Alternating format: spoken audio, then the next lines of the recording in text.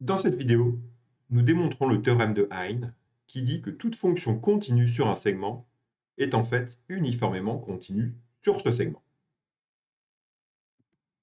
Que devons-nous faire? On part d'une fonction f définie sur un segment AB à valeur dans R continue.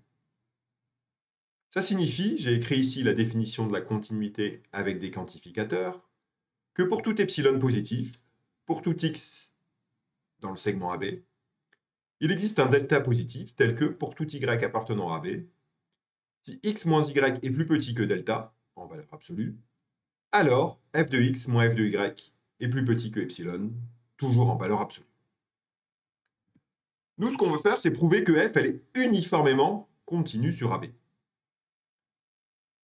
J'ai aussi écrit la définition de l'uniforme continuité avec des quantificateurs. On veut prouver que pour tout epsilon positif, il existe un delta positif tel que pour tout x appartenant à AB, pour tout y appartenant à AB, si la valeur absolue de x moins y est plus petite que delta, alors la valeur absolue de f de x moins f de y est plus petite que epsilon. Alors, si on regarde bien ces deux définitions, on se rend compte que ce que l'on doit faire, c'est permuter deux quantificateurs. Ici, dans la définition de la continuité, le delta qu'on choisit, peut dépendre de x, alors qu'ici, le delta qu'on choisit doit être indépendant de x, il doit fonctionner pour tout x. Ça reflète en fait la différence entre la continuité et l'uniforme continuité. Dans la continuité, vous avez besoin que si y est proche de x, avec un écart plus petit que delta, f de y est proche de f de x avec un écart plus petit que epsilon. Mais cet écart delta, vous pouvez le choisir en fonction de là où x est placé dans le segment AB. Ce n'est pas forcément le même écart delta pour tous les x du segment AB. Alors que dans l'uniforme continuité, cette fois, dès que l'écart entre x et y est plus petit que delta, alors l'écart entre f de x et f de y doit être plus petit que epsilon. Et peu importe où x et y sont placés dans l'intervalle AB, cet écart delta ne peut plus dépendre du point x qu'on avait fixé. Il n'y a plus de x fixé au départ. Le delta ici ne dépend que de epsilon, mais il ne dépend plus d'x. Donc, voilà, on doit réaliser une permutation de deux quantificateurs. Alors, comment est-ce qu'on peut faire ça? La première idée, c'est d'essayer de faire un raisonnement direct. Si j'essaie de faire un raisonnement direct, je vais considérer un epsilon positif, et je dois construire un delta qui vérifie toutes ces propriétés-là, sachant que j'ai cette hypothèse-là qui est vraie, sachant que je sais construire un tel delta une fois que j'ai fixé un x.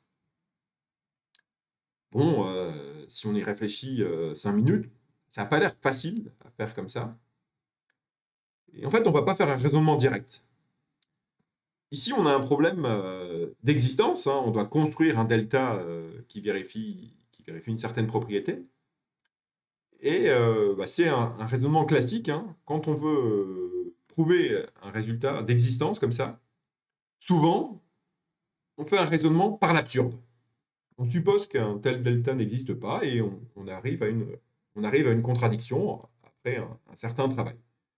Donc c'est ce qu'on va faire ici, on va faire un raisonnement par l'absurde. Alors, avant de commencer la démonstration, il faut aussi réfléchir à l'outil principal qu'on va utiliser, qui fait que le théorème de Hein est vrai pour les fonctions continues sur un segment, mais qu'il n'est pas vrai pour les fonctions continues sur R tout entier, par exemple. Et l'outil principal qu'on va utiliser, c'est le théorème de Bolzano-Weierstrass, qui dit que toute suite bornée admet une sous-suite convergente. Donc ici, on va utiliser que toute suite du segment AB, elle admet une sous-suite convergente. Alors, c'est parti pour la démonstration. On part donc d'une fonction f de AB dans R continu, et on va supposer que f, elle n'est pas uniformément continue. Raisonnement par l'absurde. Donc on commence par écrire avec des quantificateurs, qu'est-ce que ça veut dire que f, elle n'est pas uniformément continue? On écrit la négation de ce qu'il y avait sur le transparent précédent, et Donc on obtient qu'il existe un epsilon positif, tel que pour tout delta positif, il existe un x dans AB, il existe un y dans AB, avec la valeur absolue de x moins y qui est plus petite que delta, et pourtant, la valeur absolue de f de x moins f de y est supérieure ou égale à epsilon. Alors regardons bien ça. Voilà, là ici, le epsilon est fixé, je ne peux plus y toucher. Par contre, delta, j'ai le choix. Ça, c'est vrai pour tous les deltas positifs. Donc, je peux choisir, je vais pouvoir prendre différentes valeurs de delta. Et en fait, je vais prendre des valeurs de delta de plus en plus petites pour à chaque fois construire un x et un y associés à ces deltas de plus en plus petits. Et je vais construire en fait des suites xn et yn dedans, auxquelles je vais pouvoir appliquer le théorème de Bolzano-Weierstrass.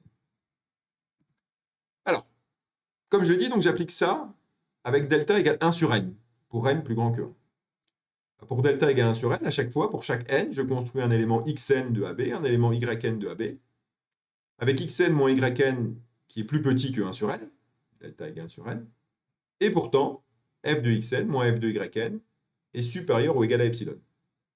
Donc ainsi, j'ai construit deux suites xn et yn de AB. Je vais appliquer le théorème de Bolzano-Weierstrass à la suite xn. La suite xn, elle admet une sous-suite x phi de n convergente. Je vais noter L, sa limite, qui est, elle aussi, dans le segment AB. Je vais maintenant démontrer que la suite y phi de n, elle converge aussi vers L. Je ne vais pas utiliser le théorème de Bolzano-Weierstrass, sinon je ne pourrais pas être sûr que j'ai la même limite. Je vais utiliser cette inégalité ici, appliquée à phi de n au lieu de n. Bah, si je réécris donc cette inégalité, x phi de n moins y phi de n en valeur absolue plus petit que 1 sur phi de n, bah, j'obtiens une double inégalité, qui est que y phi de n, c'est plus grand que x phi de n moins 1 sur phi de n, et c'est plus petit que x phi de n plus 1 sur phi de n. Et là, je vais pouvoir appliquer le théorème des gendarmes. Pourquoi? Parce que x phi de n, ça tend vers L, et phi de n, ça tend vers plus l'infini quand n tend vers plus l'infini. Donc 1 sur phi de n, ça tend vers 0. Et donc ce membre de droite ici, il tend vers L.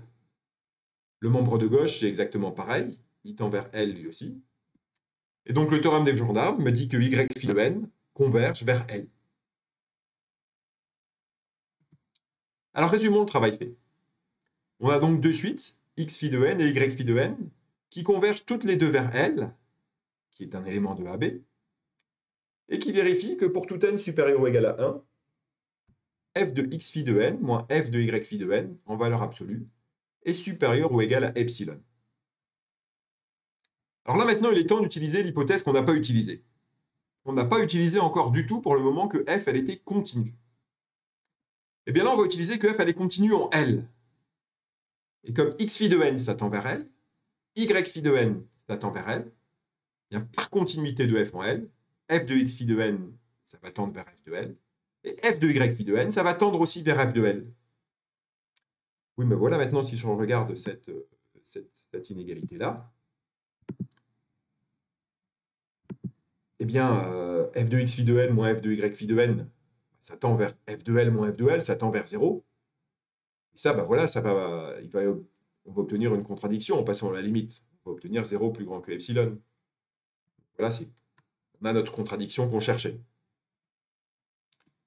Bah donc, c'est que l'hypothèse de départ qu'on avait faite était fausse. Et donc, on a bien démontré que f, elle est uniformément continue sur AB.